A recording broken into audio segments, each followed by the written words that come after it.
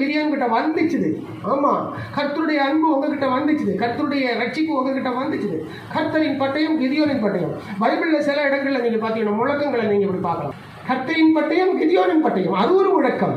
கர்த்தரே தேவன், கர்த்தரே தேவன், இது ஒரு முழக்கம். இயேசு கிறிஸ்து குதிரைக்கு மேல இல்லைங்க, கழுதைக்கு மேல ஏறி வந்தாரு. கழுதைக்கு மேல ஏறி வரும்போது என்ன சொன்னாங்க? ஓசன்னா ஓசன்னா தாவீதின் குமாரனுக்கு ஓசன்னா. சரி, தாவீது கோலியாத்துக்கு தலையை என்ன பண்றாரு? கையில பிடிச்சு கொண்டு வராரு. அப்ப என்ன சொன்னாங்க? இதெல்லாம் பைபிள்ல உள்ள முழக்கங்கள். என்ன சொன்னாங்க சொல்லுங்க?